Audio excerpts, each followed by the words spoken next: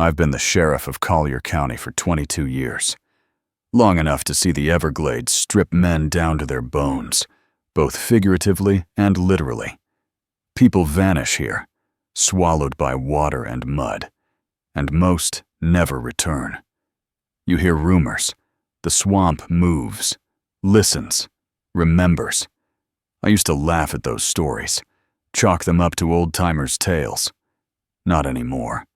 Sector 7 is different.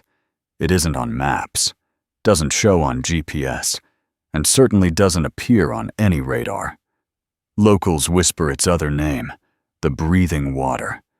They speak it quietly, eyes darting toward the shadows. Walking there feels like stepping into a living organism. Every root, every reed, every dark ripple in the water seems conscious. You hear your own heartbeat, but it feels small, weak, insignificant compared to the pulse of the swamp itself. I've walked its paths, waded through its murky canals, and felt it pressing back at me. Subtly at first, then like a weight that settles in your chest. It watches, it waits, it judges. I know it knows when a man carries greed, when he carries fear, when he carries nothing but curiosity. The swamp doesn't forgive, not the careless, not the violent, not the foolish. And after 22 years, I've learned that survival isn't about skill, or weapons, or even luck. It's about listening, really listening, and understanding that the Everglades never, ever forget. Sector 7 isn't like the rest of the Everglades. No road leads there, no trail is marked. And if your GPS tries to plot a course, it either freezes or sends you somewhere else entirely. People talk about it in hushed voices, like saying the name too loud will draw it closer. The water there moves differently, darker and thicker, and the air smells older, like it is soaked in centuries of rain, decay, and secrets. I've walked its marshes when the mist lies thick over the cypress knees, and I swear the swamp shifts beneath me, rearranging paths I thought I knew. One moment, you're stepping over roots. The next, you're waist-deep in mud where a solid trail had been moments ago. Trees lean in as if listening, their trunks groaning under some weight I cannot see. Every sound echoes differently here, whispers bouncing off the water, carrying voices that aren't human. Sometimes, I stop and close my eyes, and I can feel it. The slow, patient pulse of Sector 7. It's like standing on the chest of a sleeping giant.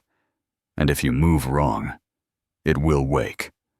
I've learned to move softly, to respect its rhythm, to let it know I am not here to conquer. Sector 7 doesn't belong to anyone, and I'm just a visitor, walking in the shadow of something that existed long before me and will exist long after.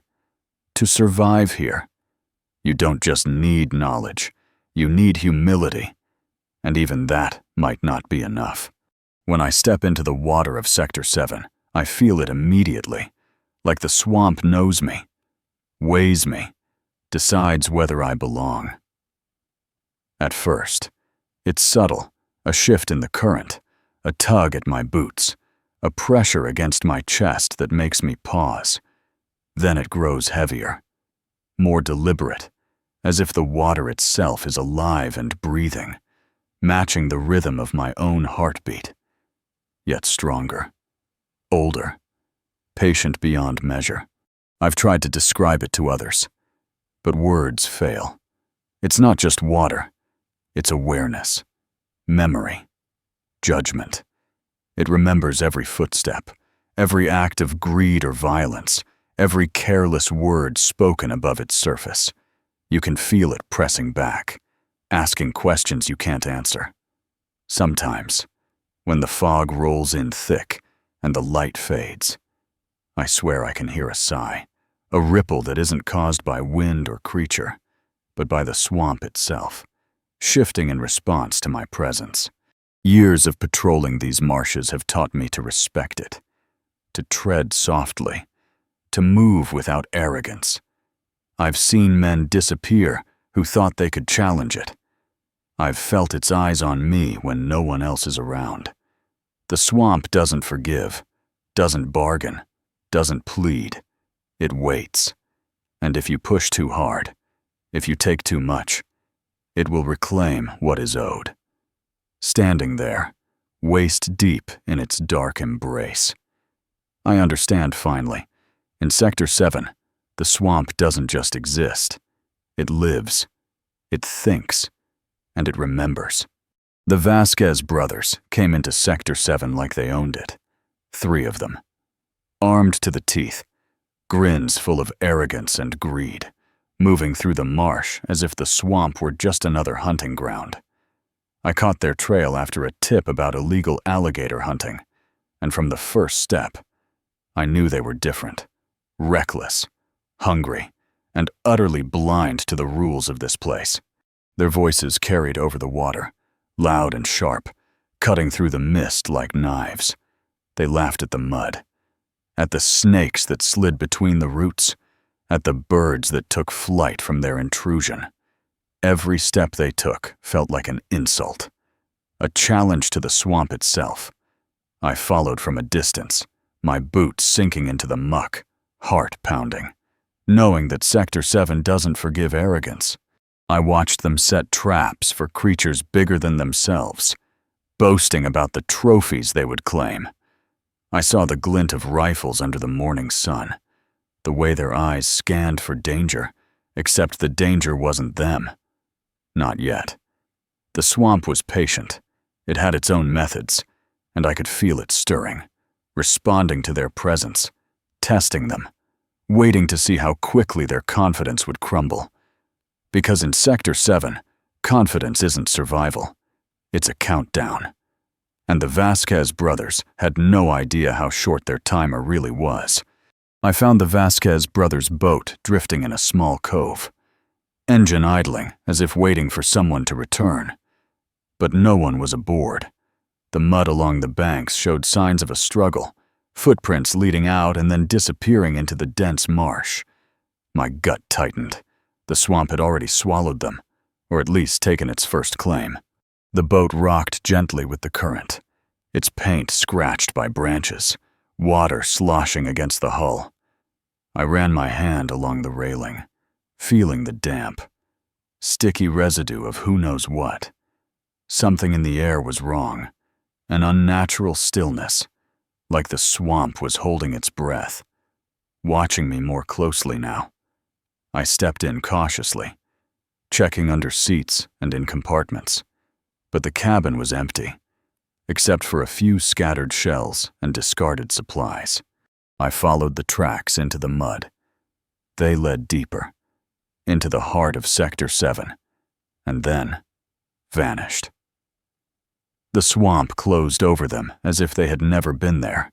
No sign of a struggle, no sound of movement, just emptiness and the faint, almost imperceptible whisper of water against roots. I had chased poachers before, but this was different. Sector 7 wasn't just hiding them, it was testing me, letting me see the consequences of greed and arrogance before revealing its final judgment. And I knew, deep down, that the swamp had already decided. The footprints led me deeper into the swamp, disappearing into the mud as if the ground itself had swallowed them whole. Every step I took, the water seemed to pull at my boots, tugging me backward, as though warning me to turn around. The mist thickened, curling around the cypress knees and hanging low over the canals, hiding the way forward and twisting the sense of direction until I could no longer tell which way was north, south, or even up. I tried calling out for the Vasquez brothers, my voice swallowed instantly by the fog and the oppressive silence. No answer came, only the occasional drip of water from overhanging branches and the distant croak of some unseen creature. It wasn't just that the tracks ended. It was the way the swamp seemed to rearrange itself, erasing any trace of their passage. I stepped carefully, but every movement felt like it was being measured, judged. Something was watching. I could feel it, a subtle pressure against my mind. Faint, but insistent. Like the swamp was alive. Breathing around me, deciding what to do with these intruders. My skin crawled. My heartbeat raced. But I had to keep going. I had to follow. If I turned back now, I would never understand what Sector 7 was, or what it demanded from those who dared enter. And I knew, with a certainty that chilled me to the bone, that these tracks into nowhere weren't just a trail, they were a warning. Through the thick mist, I first saw them, shapes standing motionless between the cypress and mangroves. At first, I thought my eyes were playing tricks, shadows cast by the twisted roots and hanging moss, but then they shifted, ever so slightly, aligning themselves like sentinels, watching my every step. My heart slammed in my chest, and I realized I wasn't alone, not in the way I had expected. They didn't move toward me, didn't make a sound. They just observed. I could feel their presence pressing against the edges of my mind. Curious, patient, but also something darker, a silent warning. The swamp seemed to hold its breath along with me, every ripple of water frozen, every leaf still in the air. I wanted to call out, to demand who they were, but my voice caught in my throat. As I stepped closer, I saw the details. Pale green skin blending with cypress bark, eyes black and empty, limbs entwined with roots and vines. Not human, but not entirely anything else I could name. Their faces, though distorted, carried a strange familiarity, as if they were echoes of people I might have known in another life. And in that moment, I understood. The swamp had its own kind of inhabitants, ones who answered to its call, and now it had brought them to me. I finally saw them clearly, the changed ones, not human, but not entirely beast. Their skin was pale green, streaked with veins darker than the swamp mud, and black. Hollow eyes stared at me without blinking. Branches and cypress bark grew from their shoulders, twisting along their arms and torsos like natural armor. I recognized pieces of them, faces that seemed almost human, expressions frozen in time, trapped between life and something else. One stepped forward, and I caught the hint of a voice. Weak, but there. Tommy, Torino. My mind reeled. Tommy Torino, a man who vanished in 1987, lost to the cocaine trails and chaos of South Florida. And now, decades later, he stood before me, part human, part swamp, a guardian of Sector 7. His memories, his consciousness, lingered in that twisted body, a warning written in bark and green flesh. The swamp seemed to pulse around them, alive, feeding off their presence. I could feel it, the water, the roots, even the mist, responding to them as it would to nothing else. They were not monsters to kill. They were remnants, absorbed and transformed, maintained to keep the swamp alive, to punish those who brought greed and violence. Standing there, watching them breathe in their unnatural stillness, I realized Sector 7 wasn't just a place, it was a force, and it had claimed its champions. One of the changed ones stepped closer, and I could see it, the faint remnants of the man he once was. Tommy Torino, he whispered, voice rough, warped by years of transformation. I froze. I had read about him.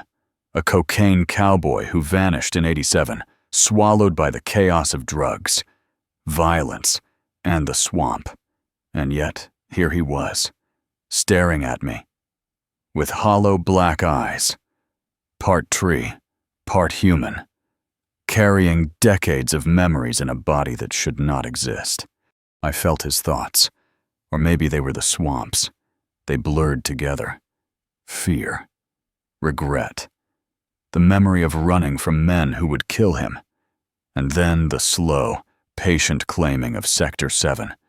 His human self had been dissolved into the swamp's will, leaving only a guardian, a vessel of warning for anyone who dared intrude. I realized, with a chill crawling up my spine, that every guardian I saw had once been a person, chosen or punished at by the swamp to maintain balance. The mist hung heavy, and the water around us pulsed as if in heartbeat. I wanted to speak, to ask questions, but words felt meaningless. The swamp had its own voice, carried through those who had been absorbed. Tommy's gaze held me in place, a silent admonition. Greed and violence do not go unnoticed here, and for the first time. I understood the truth of Sector 7. It doesn't just consume intruders. It transforms them, makes them part of its memory, part of its justice. Eternal witnesses to the price of trespass. I had thought the changed ones were monsters, something to fear, something unnatural. But as I stood among them, watching their slow, deliberate movements, I realized I had been wrong. They were not monsters. They were remains, human remnants preserved and reshaped by Sector 7 itself. Every twisted limb, every greened patch of skin, every branch sprouting from their shoulders carried a story, a memory, a warning. I reached out, almost instinctively, and felt the pulse of the swamp through them. It was patient, unyielding, like a living archive of every act of greed, every violent intrusion, every trespasser the swamp had ever claimed. The guardians were vessels, absorbing the worst of human ambition and turning it into something protective, something that kept the balance intact. It struck me then. Sector 7 wasn't defending itself in the way I had imagined. It wasn't just an ecosystem fighting back. It was an immune system. Every guardian, every absorbed human, was an antibody, a line of defense against those who would harm it, and I could feel its judgment. Not cruel, but inevitable. The swamp doesn't punish. It preserves, transforms, reclaims, and integrates. And as I watched the changed ones move silently between roots and water, I understood that this was the swamp's way of saying, trespassers do not vanish, they endure, in a form you cannot destroy.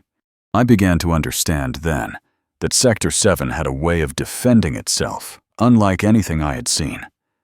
It wasn't just predators or quicksand or hidden canals. It was deliberate, intelligent, an immune system, responding to threats, absorbing intruders, reshaping them into guardians.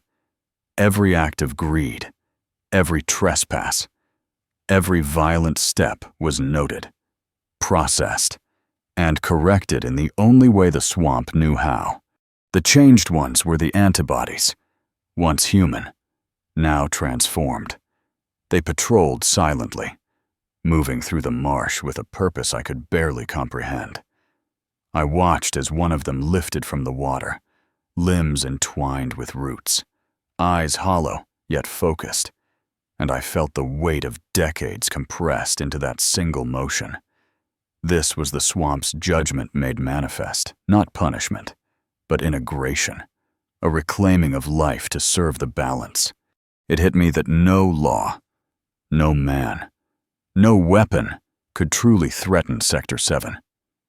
It was patient, enduring, and precise. Intruders weren't simply killed, they were rewritten, absorbed into its consciousness, becoming part of its memory, its defense. I realized I was seeing something older than any sheriff, any civilization, and I knew, in that instant, that the swamp had already marked me, not as an enemy, but as an observer, someone who might yet learn its language, or perhaps its secrets. I saw it before I even heard it, a massive shadow moving beneath the water, larger than any alligator I'd ever encountered. Its eyes glinted like black stones, and its presence radiated something ancient, deliberate, almost human. This wasn't just a predator, this was a guardian, one of Sector 7's antibodies in action. Maintaining the balance I had only just begun to understand. Closer inspection revealed the truth. Scars etched into its scales, subtle patterns in the ridges of its back, marks of a life once human. Hector Morales, a man lost decades ago, now bound to this body, patrolling the swamp in service of its will.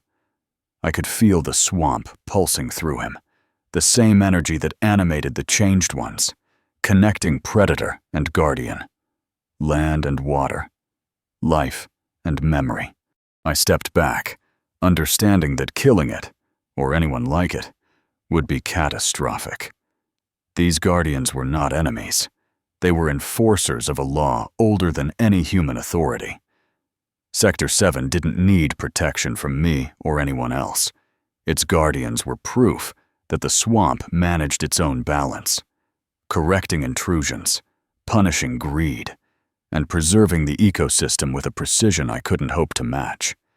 Standing there, watching the guardian gator glide silently beneath the murky surface, I realized the swamp had its own justice, indifferent to our world, eternal and inexorable.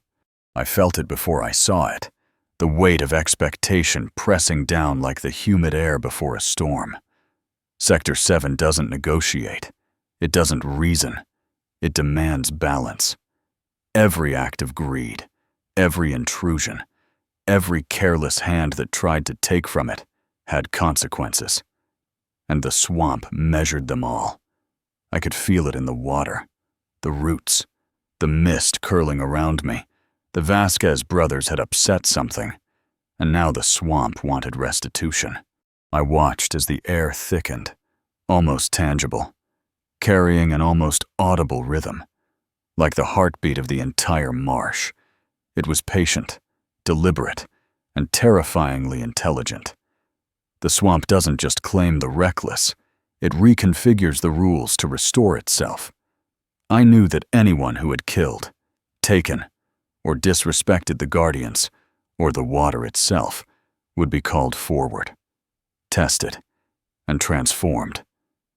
If they could not atone, I understood, with a chill that rooted me to the mud, that survival here wasn't about cunning, firepower, or luck. It was about recognition, recognizing that the swamp has its own morality, older than any law I'd ever enforced. The balance it demanded was absolute, and I could feel its gaze settling on us, calculating, waiting for the first mistake that would tip the scales. In Sector 7, there was no escaping judgment, and the swamp would not be cheated. I realized quickly that the swamp wasn't interested in negotiating with me. It wanted the Vasquez brothers, and it would have them one way or another. But I couldn't let them die. Not yet. I had to find a way to satisfy Sector 7's demand without losing everyone I was responsible for. I made a choice, a bargain, fragile and dangerous, forged in the shadow of water that breathed and eyes that didn't blink. I offered the brothers to the swamp, not as men, but as potential guardians.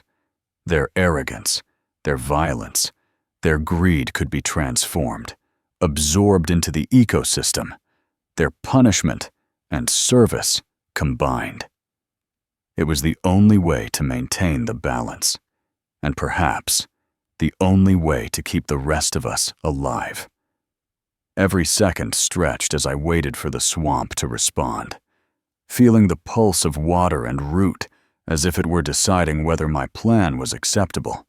When the currents shifted subtly, and the mist parted just enough to reveal the guardians observing from the shadows, I knew the bargain had been tentatively accepted. It was not forgiveness, nor mercy. It was compliance with the law of this place, older than any code I'd ever enforced. I had bought time, not freedom. And in Sector 7, time is a fragile, fleeting thing.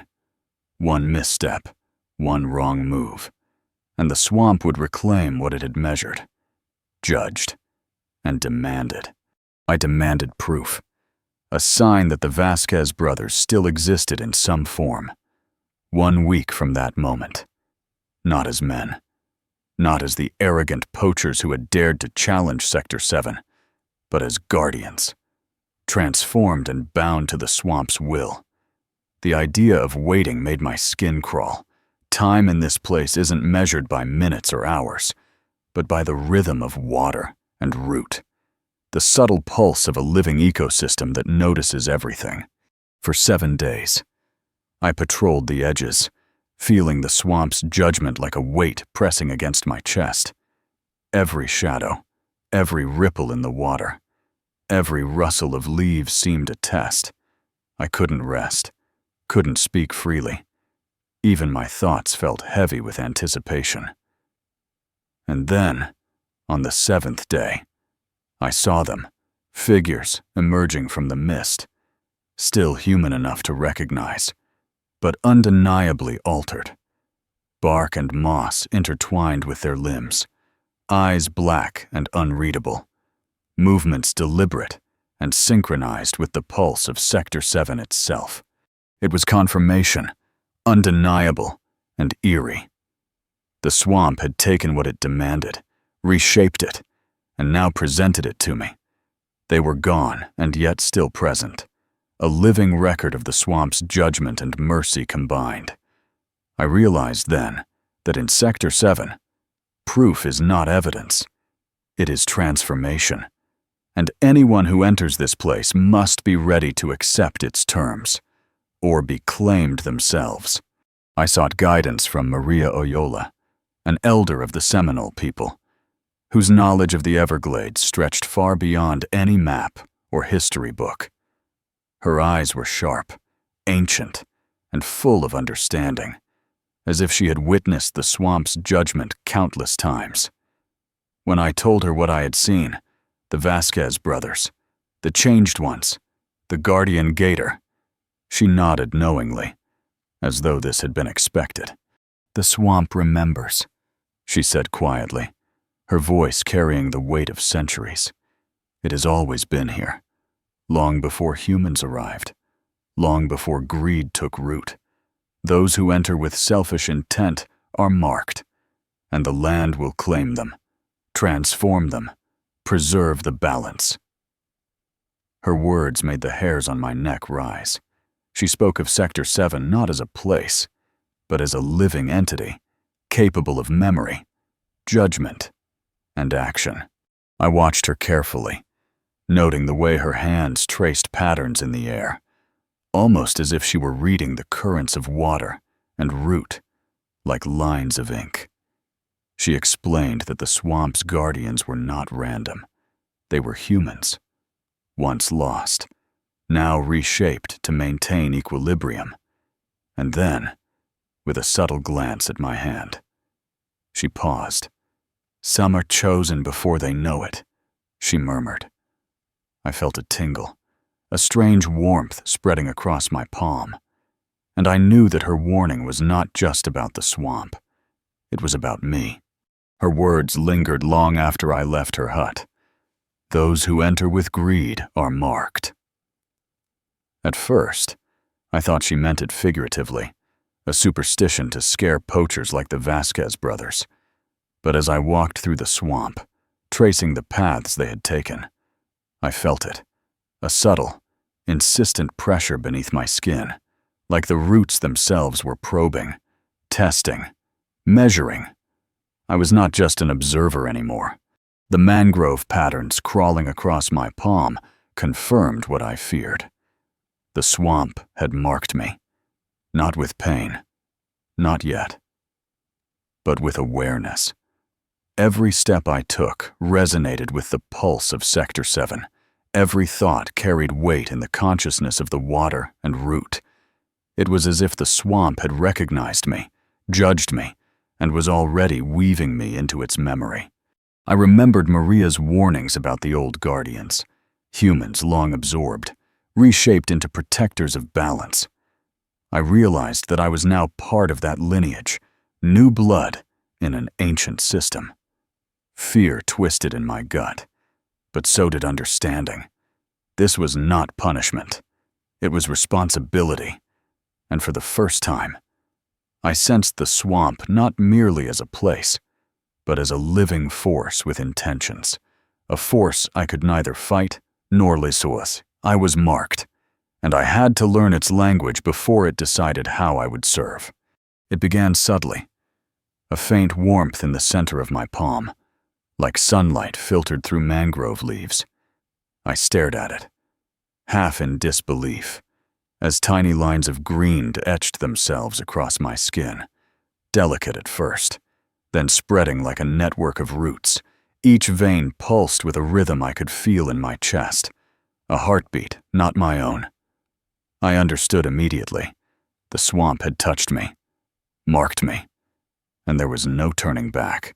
The sensation was neither painful nor frightening, yet it was undeniable, invasive, intimate.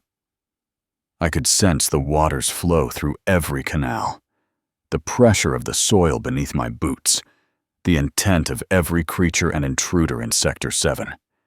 It was a connection that I had no choice but to acknowledge, a tether that bound my consciousness to something far larger, older, and infinitely more patient than myself. Maria's words echoed in my mind. Some are chosen before they know it. I had thought she spoke of fate or destiny, but now I felt it as reality, a living, breathing network of awareness extending from the swamp into me. I was no longer just a sheriff observing the Everglades. I had become a participant, a node in its memory, a vessel through which it could feel, judge, and act. The mark was proof that Sector 7 had accepted me, and that I had responsibilities I could not yet comprehend. Responsibilities that would shape every step I took from this moment onward. The first time I truly felt it, I realized I was not alone in my own mind. The mark on my palm wasn't just a pattern, it was a conduit. Through it, I could sense the swamp's consciousness flowing through me, subtle at first, like the murmur of wind through cypress leaves. Every root, every branch, every ripple of water carried information, danger, health, intent, and it all streamed into me simultaneously, a flood of perception I had never experienced. I could feel the changed ones nearby, not as individual beings, but as extensions of the swamp itself. Their awareness, their memories, even the echoes of their former lives flowed into my mind, overlapping with mine in a strange, overwhelming harmony. I could sense the greed, fear, and curiosity of every human who had trespassed in Sector 7, past and present. And I understood how the swamp measured, judged, and responded to them.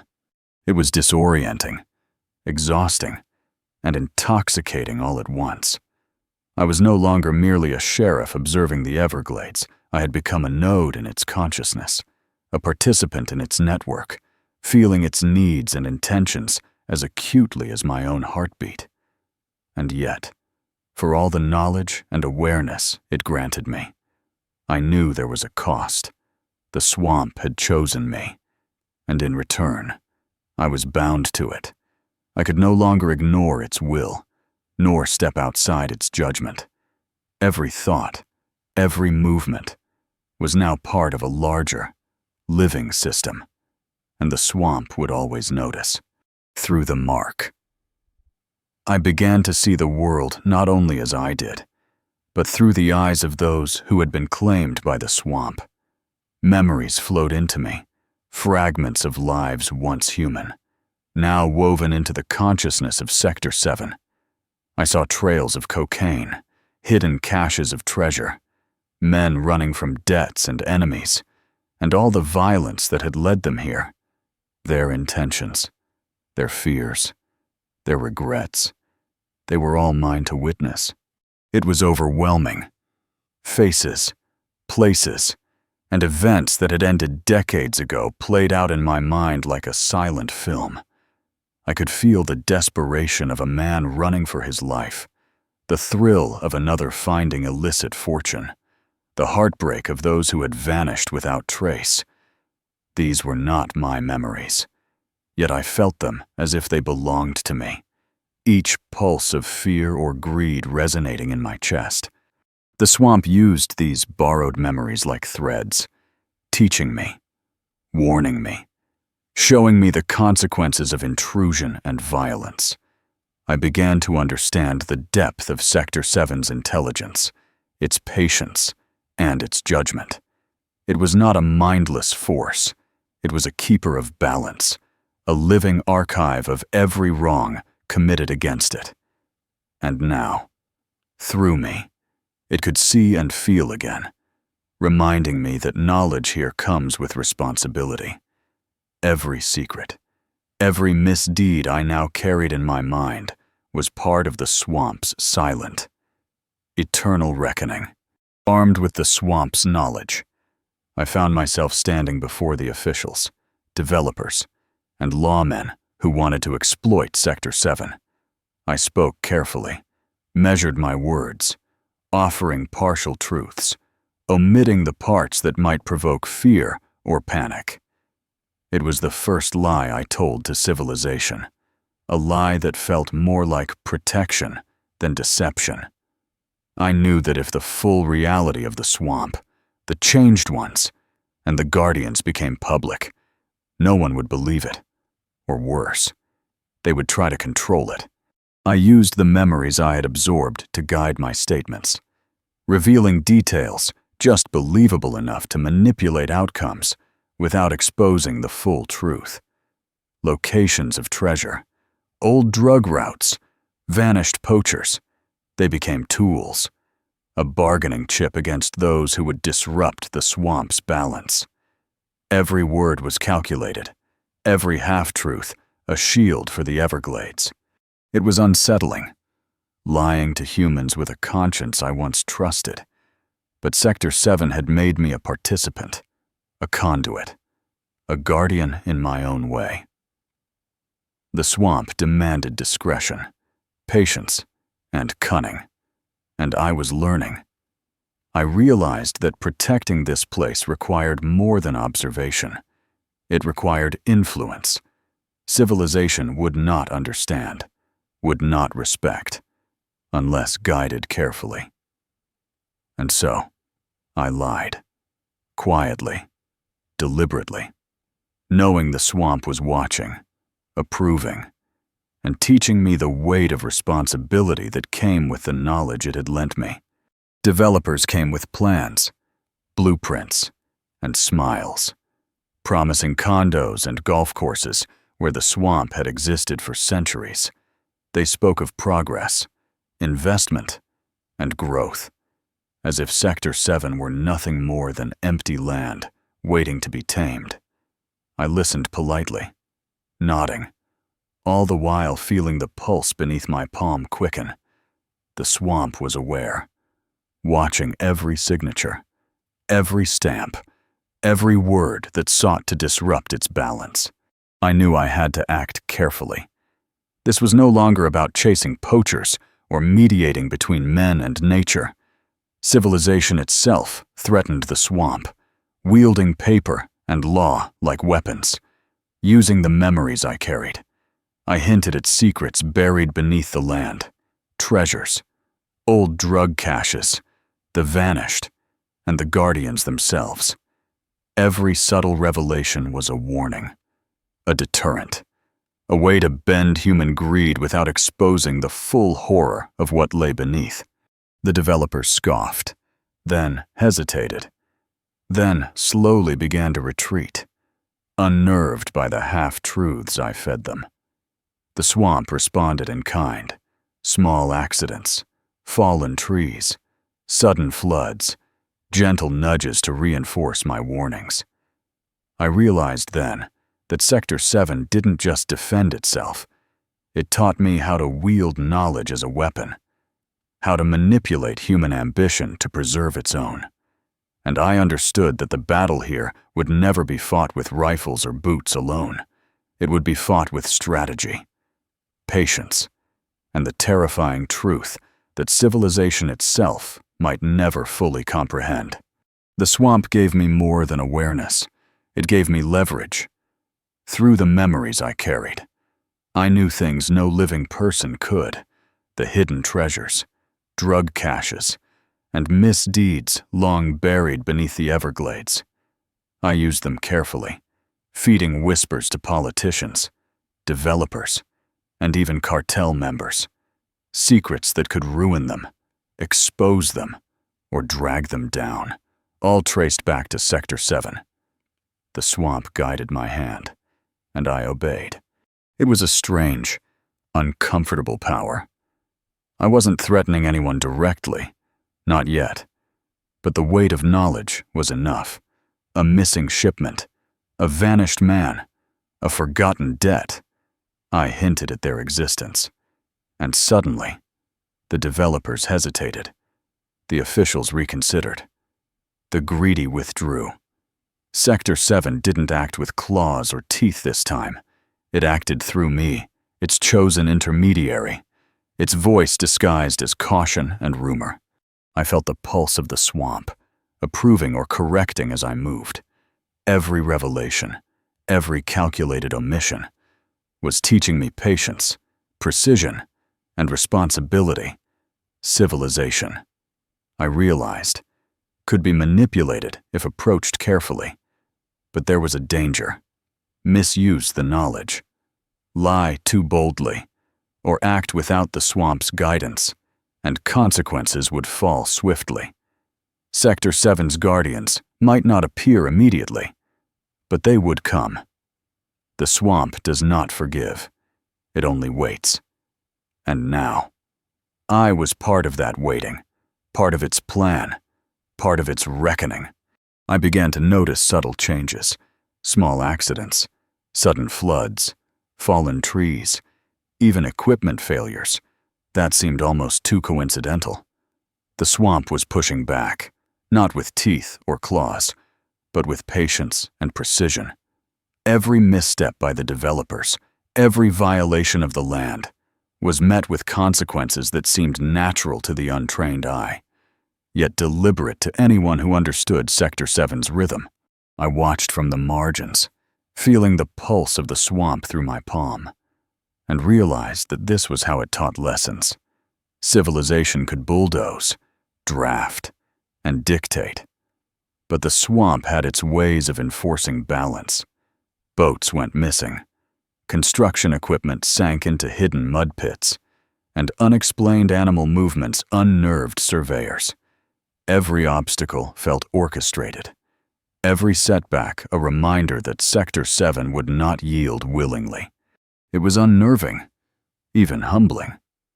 To witness, the swamp didn't need me to fight its battles.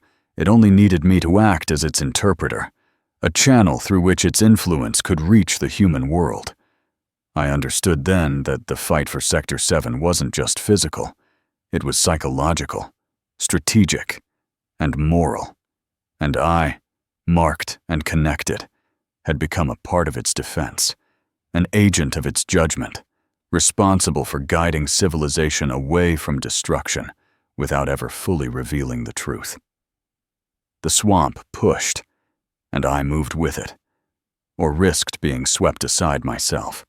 It started subtly at first, a roughness in my skin, like the touch of bark beneath my fingertips. I dismissed it initially, thinking fatigue or a rash from the swamp's humidity. But the sensation spread, creeping along my arms and shoulders, and I could see faint green patterns beneath the surface. My veins pulsed with something other than blood, and a warmth radiated through me, different from anything human. I realized then that the swamp's mark was changing me physically, linking my body to its rhythms in ways I couldn't have imagined. The transformation wasn't painful, Yet it was undeniable. My senses heightened. I could feel the moisture in the air, the subtle shifts of water currents, even the intent of creatures hidden in the reeds. My body seemed to draw energy directly from the swamp, as if sunlight filtered through my skin and nourished me like a leaf. I was no longer entirely human, yet not fully part of the swamp either. I had become a bridge, a living conduit between civilization and Sector 7, bearing its will in flesh and root. Every movement reminded me that I had responsibilities I hadn't understood before. I was charged with protecting the balance, enforcing the judgment, and mediating between two worlds that would never fully reconcile. And as the bark crept further along my skin, I accepted the truth. I had been chosen not merely to witness the swamp, but to embody its power, to become something new, something enduring, and something deeply bound to Sector 7 itself. I could feel it more clearly with each passing day. I was no longer fully human. My mind, my senses, even my heartbeat had begun to sync with the swamp. I wasn't just a man anymore.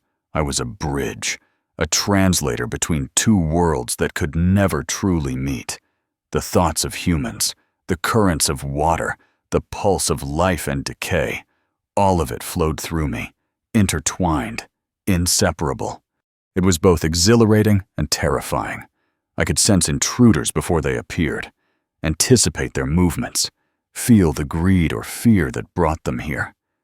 The swamp whispered in subtle ways, guiding my actions, nudging me toward decisions I might never have made on my own. I had become part of its consciousness, and yet it had not consumed me entirely. I was still me, still Jake Turner, but no longer for myself alone. I realized then that my role was unprecedented. I was a living bridge, a mediator, a guardian with one foot in the world of men and the other in the heart of Sector 7. Every action I took, every choice I made, rippled through both realms. And though my body had changed, though my skin now bore the signs of the swamp, I understood the responsibility I carried to preserve balance, enforce judgment, and ensure that neither world destroyed the other. I was no longer simply a sheriff. I had become a part of something far greater, far older, and far more enduring than any law I had ever sworn to uphold. The day I knew I had to leave, I handed my badge to Carlos, my deputy, knowing he would carry the office in the world of men while I disappeared into the swamp that had claimed me. His hands were steady, but I could see the unease in his eyes, the weight of responsibility, the unspoken understanding that what I was about to do was unlike anything he could ever fully grasp. "I trust you," I told him quietly, the words feeling almost ceremonial, a passing of both duty and secret. He nodded, swallowing hard, and for a moment we simply stood there, the humid air thick around us, listening to the distant murmur of water and roots. I felt the swamp pulsing beneath my skin, as if it approved of my decision, as if it had been waiting for this moment for decades. I turned away from the station, feeling the soft pull of Sector 7 guiding me deeper into its heart. My senses heightened, every shift in water and wind carrying meaning, every shadow alive with awareness. I was no longer just a man enforcing the law. I had become a guardian, a bridge, a living extension of the swamp itself. And as Carlos walked back to the town, the badge heavy in his hand, I realized the truth.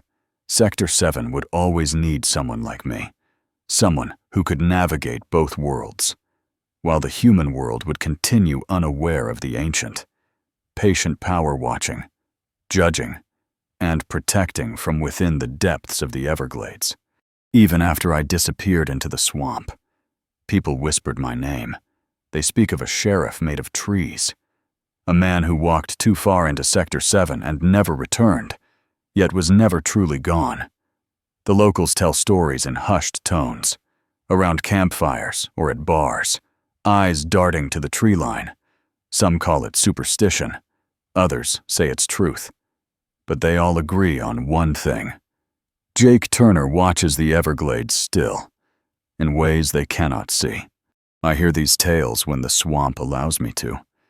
It is strange to know that your existence has become myth, that your choices echo in both the human world and the realm of roots and water.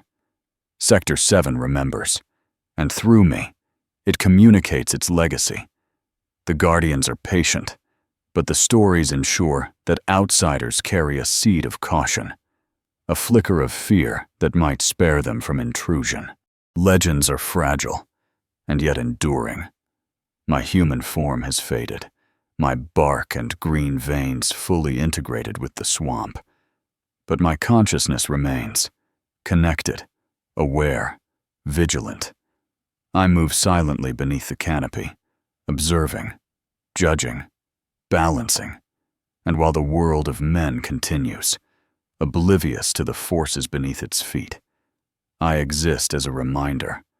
Sector 7 is alive, ever watchful, and those who enter must respect its memory or be claimed, their names whispered in future local legends. Even as years passed, the swamp continued to breathe around me, alive and patient, indifferent to the passage of human time. Sector 7 moved in subtle rhythms I could feel through my skin, through the veins now shared between me and the mangroves, through the pulse of water and root. Every ripple, every sigh of the wind through the cypress knees, carried meaning. The swamp was not merely surviving, it was thriving, maintaining its balance with relentless precision. I observed the occasional intruder, the rare human foolish or greedy enough to venture too deep. The swamp nudged, guided, corrected, without revealing its full power. I was its interpreter, its silent enforcer. To those who watched from afar, nothing seemed unusual, but I felt every disturbance, every intention, every act of disrespect, and the swamp responded in kind. The breathing continued, steady and eternal, a reminder that Sector 7 existed on its own terms. My consciousness, my mind, my very being were now inseparable from it. I had become a guardian, a bridge, a part of the pulse that kept the Everglades alive and balanced. And I understood that no matter what humans built, no matter how far their ambition reached, the swamp would endure. It watched, it judged, it protected, and it would never stop breathing. This is my final entry, the last words I write as a man before I fully become part of Sector 7. I am no longer Jake Turner in the way the world remembers. I am a conduit, a guardian, a bridge between humanity and the swamp, bound by roots, water, and memory. My body is transformed, my senses merged with the pulse of the Everglades, and my consciousness flows with the rhythm of its breath. The swamp does not need saving, it only needs understanding. Every intruder, every act of greed, every careless step is observed, measured, and addressed in its own way. I have learned to listen, to guide, to act as its interpreter in the human world, shaping outcomes without exposing the full truth. Civilization continues unaware, yet the balance is maintained. And the guardians, those who were once human, now absorbed, persist silently, eternal witnesses. As I move deeper into the heart of Sector 7, I feel the green veins of mangroves pulse beneath my skin, the water hum in response to my presence, and the cypress trees whisper in the wind. I am part of it now, inseparable and enduring, and I know that long after I have vanished from the eyes of men, the swamp will continue to breathe, watch, and judge. Its memory is eternal, and so am I.